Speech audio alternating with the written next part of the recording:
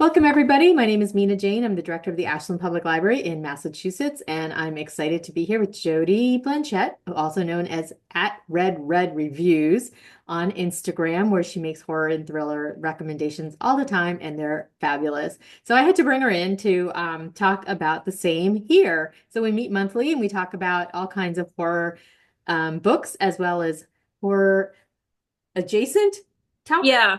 Yeah. Right? So I'd like to quickly thank the Friends of the Ashland Public Library for supporting our programs. And I'd like to thank Jody for letting us share this program with other libraries because, of course, libraries make magic when we work together. If you have questions, please put them in the chat. And if you want to chat with each other, feel free to do so. Definitely put in the chat things that you're reading in the horror world so that we can put a list together. I will email that list out to everybody after today's session. Jody, how are you? I'm well. How are you? I'm great. I am so excited to see you in person, in real life, this Saturday at our horror mini fest. So for Yes, I'm very excited. for anybody who's here hasn't been there and hasn't heard about it, we're having five horror authors: Clay McLeod Chapman, Emily Hughes, Kat Scully, Eric LaRocca. Eric LaRocca, and Kat Scully, and Rory Power. Yep. Um, yep, they're coming in at I think it's like 12 to 3 at or 3:30, and we're gonna have a panel discussion and book sale signings. And my favorite thing, which I've never done before here, is horror Jeopardy. Not horror, horror Jeopardy. Two different things. So I'll put a link to that when I send out an email with all the lists, but I just wanted to make sure I told you because I'm super excited, not just to see the authors, but also to hang out with Jody, one of my favorite people. So let's talk horror. Okay, so first off, I wanted to mention and say how awesome your Zoom was last week with JW Ocker.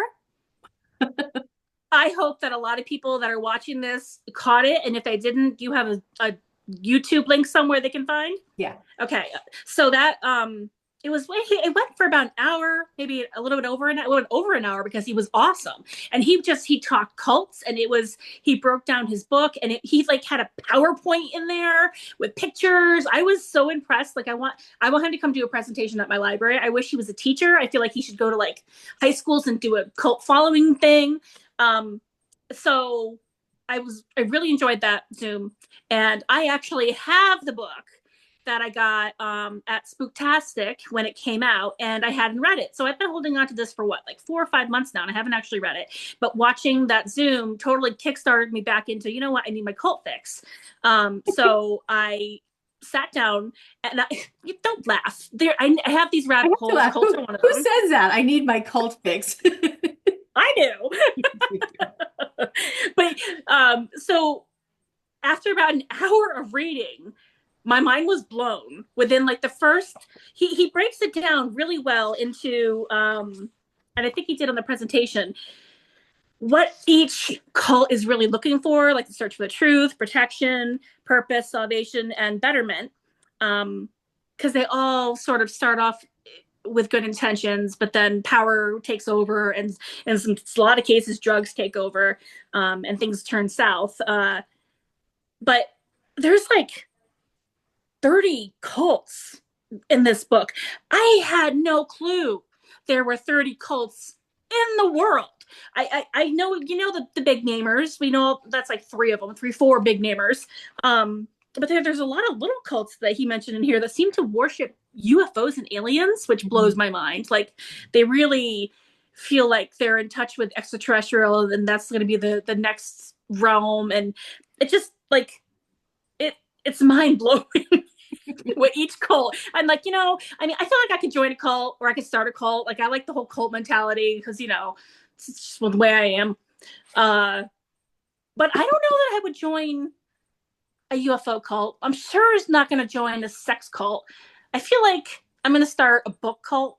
But then I was thinking, isn't that what Bookstagram is? It's sort of a book cult, except there's no, like, I'm not taking anybody's money. I'm just making you all read the things I want you to read Mhm. about the end of the world, maybe about religion. I need to get a white robe. Yeah. Oh, with a hood. Not a hood. Not a hood. Yeah. Not one. Actually, you know what I think I need? I need like a crown. I need a cult crown. I think that's my, Ooh, yeah, right? Sparkly? that would That's be, where I'm going. yes, yes. So, anyways, So you know what one of the things I really liked about his talk was somebody asked the question, why would somebody like Tom Cruise join the cult not the Church of Scientology, right? Because such a that is fine line with considered that a one. cult by some it is considered a cult. By some of the definitions JW talked about, he's considered a cult. But he had a really good response to that was that we don't know Tom Cruise. We don't know what might be missing in his life for him to go looking for connection, Uh, something, whatever it is. And that's why we're all vulnerable to being in a cult. yeah. Even your book cult, which I would join in a second, Oh, because thank you. I mean, like we all need connection. We all Yeah. need something that we feel like we have power over or anyway, so I thought his talk was also really good because you never really think that you would be vulnerable to a cult. But we really are. I mean, it doesn't take much.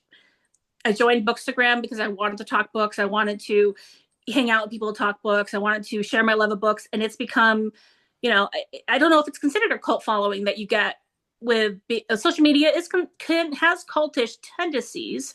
But it's been my outlet. It's been my cult. It's your peeps. I would say that. How about that? But yeah, I mean, I think there's different like there's different things. But the book, the cult following, somebody actually, I don't know, I had a horror program last year, and somebody in the feedback survey said, I would really love for you to do a talk with J.W. Walker on cult following. So I was really excited that he It said, was amazing. I've never heard. He had so much information. Like Mhm. and it was like nonstop. But there's more. He didn't even cover everything in his book. Like there's 30 cults in here. And honestly, he sprinkles humor in this too. There's a lot of little. You can see his sarcastic comments, even though I don't think that if they're not. They should be like highlighted in like pink so that you know it's a sarcastic comment, but they're not. But he has he's quite funny. Put a little humor with your darkness. I thought so. And Christine says you are a cult leader. I think Ah, it is in your cult. Christine, can you don't have to get up your house or anything to join my cult. You just have to like the same books as me. So moving on from that, I have such a strange array of books today. So first I'm going to go to one that like I'm kind of thinking this is going to be in my top 10. I don't know. It's only So March. this is called I know, but it's been so good. Creep by Emma Van Straten. Mhm. Um, so you know how I feel about stalkers and obsession, right? I think I've mentioned that like I love that kind of mentality. It just fascinates me because I have stalker tendencies. Man, I am not making myself look good. I And I'm this really is a diabolically evil human. You guys have no idea. that's right, a cult So following stalker. I'm a slow drive by your house in the middle of the night to make sure that you're home. Yeah, that's how I roll. So anyway, she does that. This is a book about a woman who is house cleaning for a man that she's never met. But and you really need to think about this when you invite strangers into your house and you're not there. She gets all up in his stuff, and she's like, she's one of those people that'll roll around in your sheets when you're not there. She's a pillow sniffer. Oh yeah. She's totally, she's. I think she even licked his toothbrush at one point in the book. I don't go that far. I'm probably a pillow sniffer. I mean, I definitely have some old boyfriend shirts I sniffed, but licking a toothbrush might be too far. So she's just become obsessed and consumed with this guy, and it's. Hold on, hold on, hold on.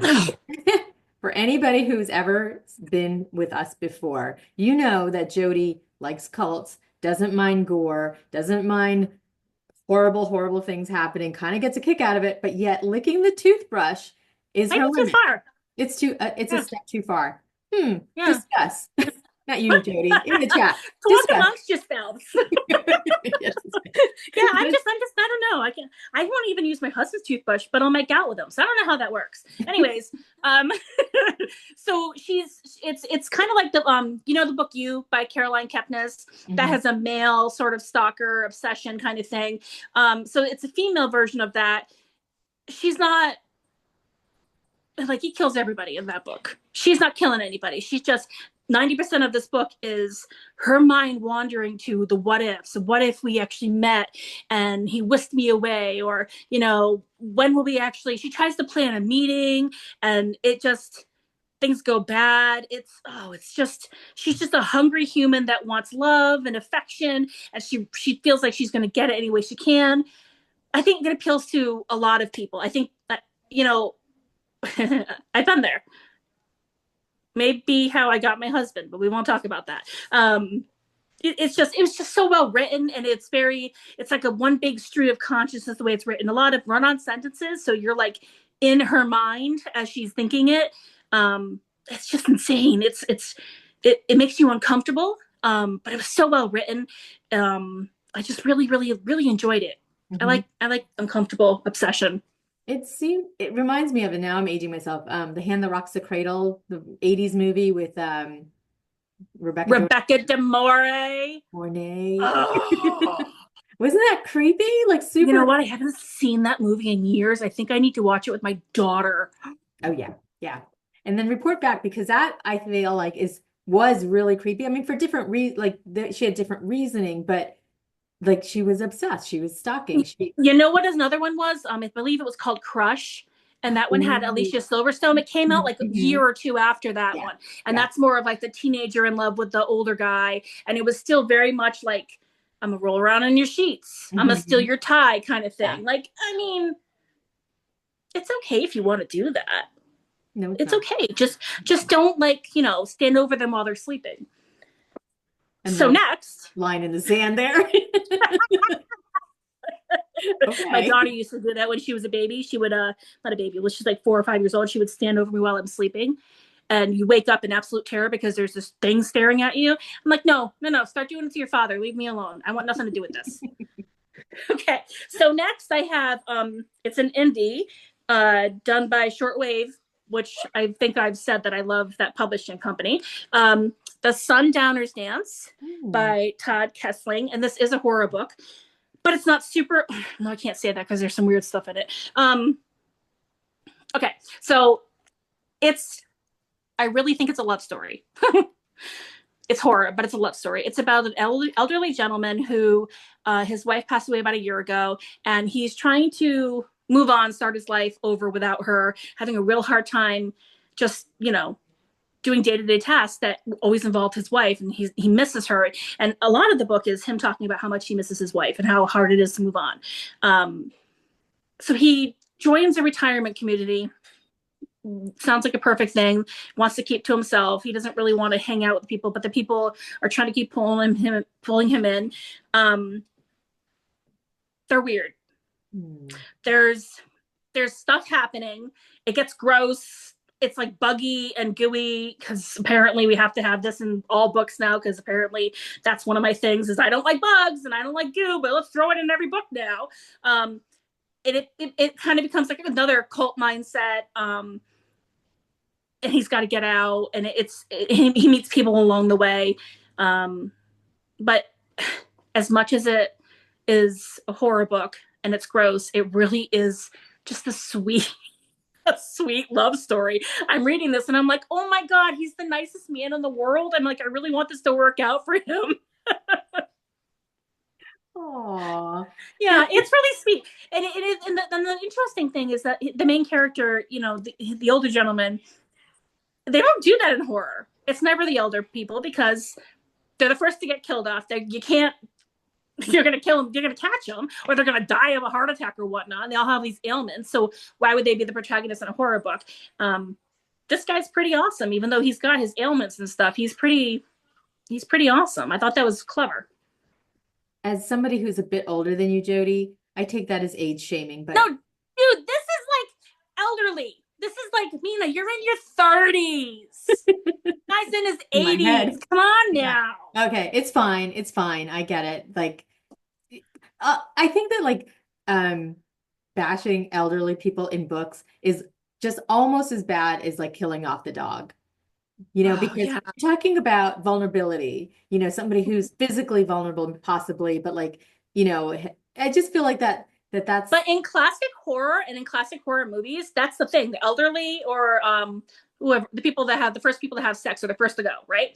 Mhm. So I think in the past year or two, I've been seeing a little bit of a twist, even with Walking Dead. With Walking Dead came out, and there was Herschel. Did you watch that show? No, but I've heard of it. I mean, I've heard of the I character. wish you would. So Herschel's he's like just this badass old guy, and he takes names. He's awesome up until his end, which made me cry. I think that was the start of making the elderly sort of like it gave power to them. And Hmm. I'm seeing it a little trickle of it coming into the horror genre, which I respect and I like because to me it's not been done. Hmm. Yeah, So I like that. actually, um, well, for anybody who has seen me before, I read romance, and they don't have a lot of people over 30 or 35 in Well, romance. because they're not sexy, they're not. You can't sell them, Well, but I mean, it's but coming the thing is, along. like there's people of that age that are reading this Yes. and they want that and they want to have that connection themselves. So why do we have to do that? Why does it have to be what's sexy, what sells? Yeah. Or what's horrific and sells. But like I think that is changing in romance as well. And it sounds like it is in horror where people are Yeah, starting to widen the lens a little bit, I think it's fair game for everybody except for the dogs. except for the dogs and cats. Yeah. And yeah. I don't like And cats. well, yeah. Animals in general, I guess. I guess we'll throw cats into animals in general. They're evil. I mean, in horror books, a cat is or a dog is more likely to be harmed because that's where serial killers start. I know. Well, no, I think they start with like squirrels and stuff, and Oh. then they work their way up to dogs. Clearly, you don't read enough about serial killers, Mino. Let's be honest. I don't even like dogs, but I don't want to see them harm. But again, it goes back to vulnerability. An animal is absolutely vulnerable to a human, and so Yeah, are, the elderly, and so are children. yeah, So for the longest time, they were not talked about, and especially in horror books, because they're so incredibly vulnerable or viewed that yeah, way. So I don't want to see animals and children harmed, but I think that in terms of adults, they're definitely widening that lens. yeah. It's fair. Everybody's fair game now. Yeah, yeah, which is good and bad. So moving on Yeah. to another horror book. This is, I think, did it come out yet? No, it comes out next week. So Stephen Graham Jones. I think I've mentioned him at least 1,000 times on this. He's one of my favorite horror writers. This is his new book, The Buffalo Hunter Hunter. Um, I think this is, you're going to kill me. I think this is my second pick for 2025. I think this is book number 2. I know. I have so many months ahead of me, but all these books are coming out the door real freaking quick and they're awesome. Like, seriously, you're ruining my whole year by giving them to me all in the first 2 months. Yeah. Yeah, Stephen Graham Jones is is Native American, right? Or does is his characters are both? Yeah, well, he is. He Yeah. is. I want to say he's Blackfoot. I'm not quite sure. And he writes Native American characters, which I love because again, that's another margin that's never not really portrayed, and especially in horror. It's recent. It's just actually again just started making an appearance in horror. There are I think 3 other writers that have featured Indigenous people in the past 2 years. Um, In one of horror. them, yeah, in horror. Hmm. Um, so that's pretty cool. So anyways, back to this book. So it is a it's a vampire story. I go into books blind without reading the synopsis, especially if it's by an author that I love, because I know I'm going to get a good book. I like to be surprised. So I went into this blind. I had no idea that it was going to be about vampires. And I was so excited that it ended up being about a vampire. And he's not like a normal vampire. He is uh, an indigenous gentleman who becomes a vampire. And he doesn't want to leave his people and he still has feelings. He's just, oh my God, he's just such a good guy, but he's gotta drink blood. So I guess he's bad. And then he ends up, when does this take place? 1912. Yeah, it takes place in 1912. 1912, they were killing the buffalo, right? Just slaying them. And he gets his revenge on the people that are wiping out these precious creatures. Mhm. And it's beautiful. It's gory as hell. Stephen Graham Jones does not cut on the gore. He definitely, it's bloody. I mean, he's even crawls inside, I believe, a buffalo at one point and like hides in the body. That's a little bit of like The Revenant, where he crawls into the bear. I was like, oh, that's kind of gross, but I can get why you did it, man. It's just I don't know. It's just, he writes so gorgeous. God, it just like, he puts you there and you feel it. Like, who's going to cry over a vampire?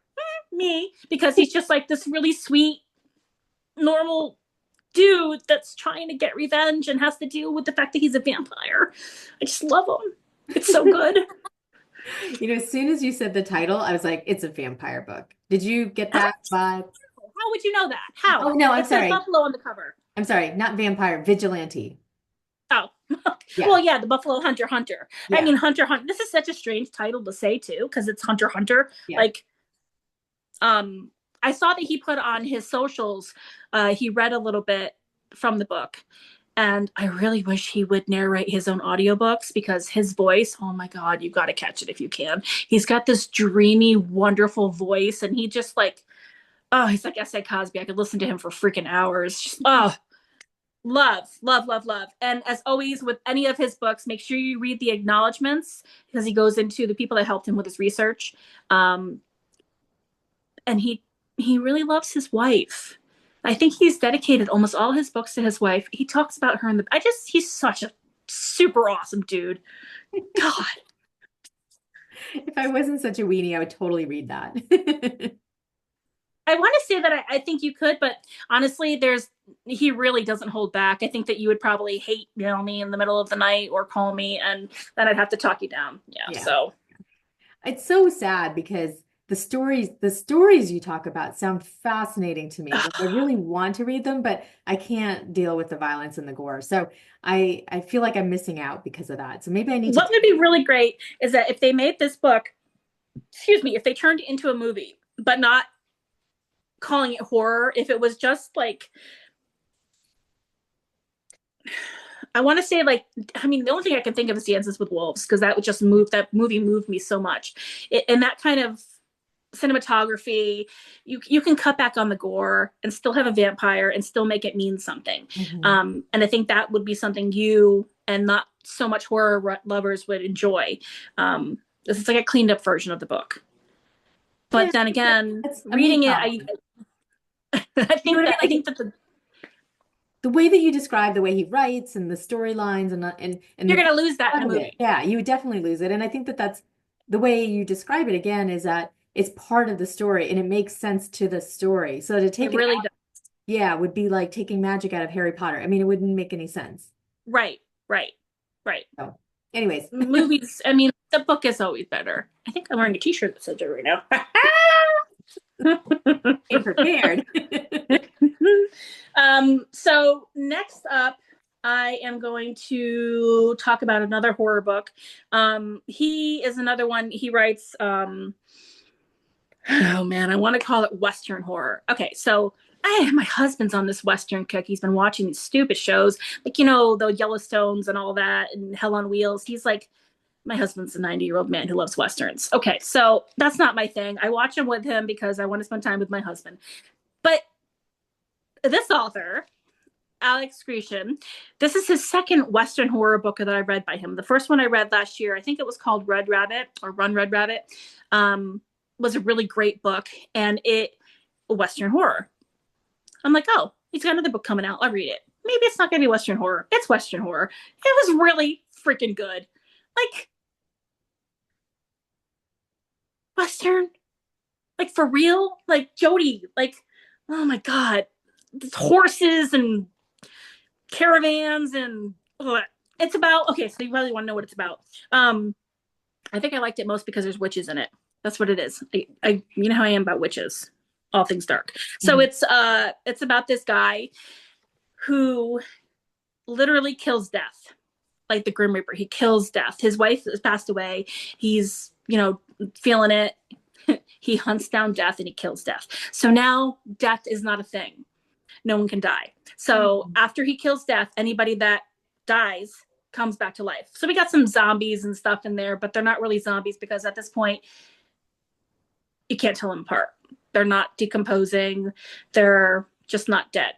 So he's on a journey to find his friend who is a witch, because he was told he has to go find her, and she's living with a whole bunch of other witchy ladies, and they're battling this whole undead village, and people just keep dying, and like, this is where it gets weird. There's like angels involved. Yeah. Why do you have me doing recommendations? I swear to God, I give the worst recommendations. I don't talk. I can't even talk. I just know what these books are about. Anyways, so there's like the angels that wants this to stay the way it is. He wants there to be no death because the chaos it's going to create. And then there's the other angel who's like, we need to stop this. You know, we need to have death back so we have order. And they're involved with the witches, and their witches are living in a haunted house. And it's there's a lot of people. I don't know if he gives you a, did he do that? He gives you, in the first page, he gives you a cast of characters. So he breaks it down because there's so many damn characters in this book. You really have to take notes. Like, it looks, I think there's like 25, 30 characters, and they all kind of mean something. And he breaks it down in the first 2 chapters of what they do for a living, with their connections to other people, because even he knows it's a shit show. I can only imagine when he was writing this book, like, if he has like this dream board behind him with like all of his characters, and like dude, it gets overwhelming, but it was good. What did you like about it though? Because you're like horses, It was written really well. Like, you've read other books that are written well that you haven't liked. What is it about this one that you did like? I mean, it's not just the writing that you like. Oh, I don't know. He writes really well. It's the characters you fall in love with, even though some of them are bad. I liked honestly, like, the 3 witches, they were very much in touch with each other, and the haunted house. I had all the aspects of things that make a good creepy book. It's not super horror-y. I mean, there were some bloody scenes, which I think are necessary, like when people are coming back to life, or, oh no, there's one really bad scene where there's a lot of blood, like it takes up a whole room. That was pretty bad. I think they got bashed in with a rock or something. Anyways, it was good. I don't really know the point of the book. I think it was just, I think it was about grief, and death. It really was just about death. He literally killed death, and like inherited death's dog. I have never ever heard of a book that is like that. Like, people battle death, people avoid death, people, he legit killed him. Yeah. And that happens like within the 2nd chapter. Yeah. I mean, so you start off. And he knows he kills death, but he doesn't realize that the effects it's going to have. Now that he's had his way, he's done what he needed to do. He had his, his justice, but he didn't think about what was going to happen after he killed death. So now it's like the world's going into chaos, and he is really the only one that can fix it because he's the one that killed death. And he's got this long journey. It's really about the people he meets along the way, and then the town that he comes to and the people in the town. It's a very character driven story. Like I said, it's Western. It's just so good. I think we should read it then, everybody. All right, you have time for just one more minute. Okay, one more. I don't think I talked about this one last time. Did I? Does it look familiar? You Are Fatally Invited. Okay. By Andy Plago. This is a thriller. I think this is the only thriller I have for you tonight. This is a thriller. It is like Clue. I think this is the one where they give you a map. Hold on. Yes! All right. So, isn't that gorgeous? It is. I love it. Oh, it's a map, and it's like Clue. It's like the game of Clue. It's like you have secret passageways that you can go into another room with. So this is, you've got a bunch of people that are essentially trapped in this house. I believe it's on an island.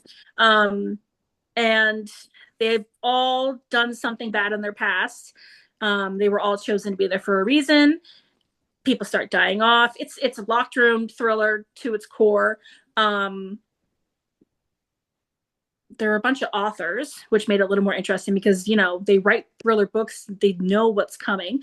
And it turns out too, as it goes on, their books are going to be what kills them, or the inspiration for what's going to kill them. So, you know, when you're getting down to like the last person, they're like, oh, well, shit, everybody else died from their book. What if my book is going to kill me off, kind of thing.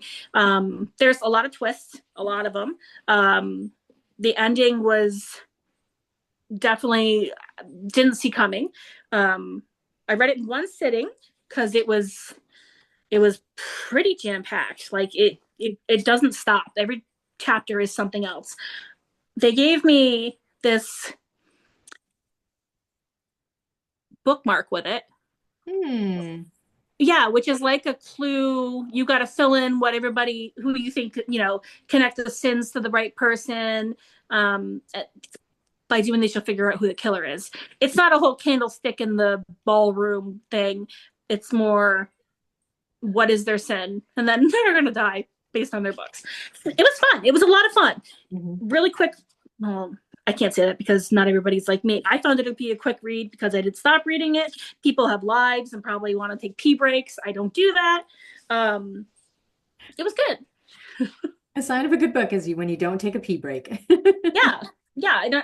And seriously, like so I can multitask. I can watch TV and read at the same time, and I can absorb both. Yeah. I don't know. I got some weird brain thing going on. So when my husband's watching his Western, because I don't really want to watch it, I will read and still absorb what I'm watching with him so I can have a conversation with him about it because he's got to talk about it. So, you know, I've got this brain working over here, and then I'm reading this book at the same time. And I actually like shut off a part of my brain to get into this book because there are so many characters, because there's so many layers and twists. You really have to pay attention because I like to figure out who it is, who the killer is. And you kind of think you know who the killer is, but then it turns out not to be who the killer is, which is the best kind. So that's just a fun thriller mystery.